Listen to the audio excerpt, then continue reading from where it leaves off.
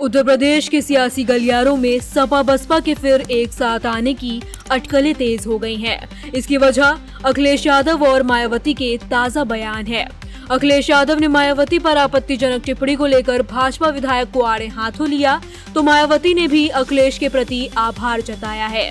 इसके बाद समाजवादी पार्टी के राष्ट्रीय महासचिव रामचल राजभर ने ये दावा करके हलचल मचा दी कि सामाजिक न्याय के मुद्दे पर अगले विधानसभा चुनाव में अखिलेश यादव और मायावती फिर से साथ आ सकते हैं। अब आपको बताते हैं कि आखिर अचानक से उत्तर प्रदेश की सियासत में ये नया राग क्यों और कैसे शुरू हो गया है। अखिलेश यादव ने 23 अगस्त को सोशल मीडिया प्लेटफॉर्म एक्स पर एक पोस्ट कर एक टीवी चैनल की डिबेट शो की एक वीडियो क्लिप शेयर करते हुए बसपा प्रमुख मायावती के खिलाफ भाजपा के एक विधायक की आपत्तिजनक टिप्पणियों पर नाराजगी जताई थी। अखिलेश ने पोस्ट में कहा, उत्तर प्रदेश के एक भाजपा विधायक द्वारा राज्य की एक पूर्व महिला मुख्यमंत्री जी के प्रति कहे गए अभद्र शब्द दर्शाते हैं कि भाजपा नेताओं के मन में महिलाओं और खास तौर से वंचित शोषित समाज से संबंध रखने वालों के प्रति कितनी कटुता भरी है। उन्होंने लिखा कि राजनीतिक मतभेद अपनी जगह होते हैं, लेकिन एक महिला के रूप में उनका मान सम्मान खंडित करने का किसी को भी अधिकार नहीं है।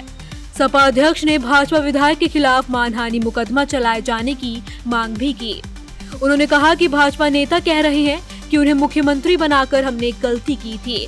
ये भी लोकतांत्रिक देश में जनमत का अपमान है और बिना किसी आधार के ये आरोप लगाना भी बेहद आपत्तिजनक है कि वे सबसे भ्रष्ट मुख्यमंत्री थी। अखिलेश यादव यही नहीं रुके, कहा कि भाजपा ऐसे विधायकों को प्रश्रय देकर महिलाओं के मान सम्मान को गहरी ठेस पहुंचा रही है।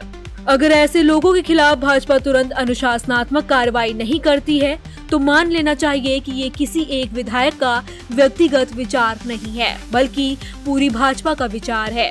ये घोर निंदनीय है। बता दें, सपा मुखिया के इस बयान पर बसपा प्रमुख मायावती ने उनके प्रति आभार जताया। मायावती ने एक्स पर अपनी पोस्ट में लिखा, सपा मुखिया ने मथुरा जिले के एक भाजपा विधायक को उनके गलत आरोपों का जवाब देकर बीएसपी प्रमुख के ईमानदार होने के बारे में सच्चाई को माना है। उसके लिए पार्टी आभारी है। पार्टी को भाजपा के इस विधायक के बारे में ऐसा लगता है कि उसकी अब भाजपा में कोई पूछ नहीं रही है, इसलिए वे बसपा प्रमुख के बारे में अनाप शनाप बयानबाजी करके सुर्खियों में आना चाहते हैं, जो अति दुर्भाग्यपूर्ण है। जबकि भाजपा को चाहिए कि वे उसके विरुद्ध सख्त कार्रवाई करे और यदि वे दिमागी तौर पर बीमार हैं तो उसका इलाज भी जरूर कराए, वरना इसके पीछे बीजेपी का कोई षड्यंत्र ही नजर आता है। ये कहना भी गलत नहीं होगा। यदि भाजपा अपने विधायक के विरुद्ध कोई भी सख्त कार्रवाई नहीं करती है तो फिर इसका जवाब पार्टी के लोग अगले विधानसभा चुनाव में उसकी जमानत जब्त कराकर तथा वर्तमान में होने वाले 10 उपचुनावों में भी इस पार्टी को जरूर देंगे।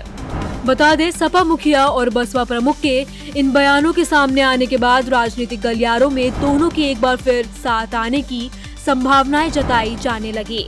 इस बीच वाराणसी पहुंचे सपा के राष्ट्रीय महासचिव रामचल राजभर ने कहा कि वर्तमान में सामाजिक न्याय का मुद्दा बहुत ही ज्वलंत है।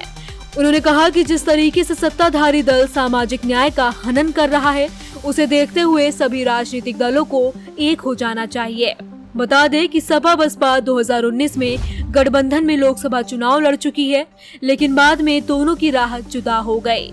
हाल के आम चुनाव में कांग्रेस की कोशिश थी कि इंडिया गठबंधन में बसपा भी शामिल हो, लेकिन बात नहीं बनी। अखिलेश और मायावती वर्तमान दौर में एक दूसरे के धुर विरोधी माने जाते हैं। ऐसे में अचानक दोनों नेताओं का सुर बदलना राजनीतिक क्षेत्र में चर्चाओं का विषय बना हुआ है। मायावती को लेकर की गई प्रतिकूल टिप्पणी पर अखिलेश का उनके साथ आना दलितों का साथ पाने के रूप में ही देखा जा रहा है। 2019 के चुनाव में एनडीए और भाजपा को 2014 की तुलना में यूपी में 9 सीटों का नुकसान झेलना पड़ा था।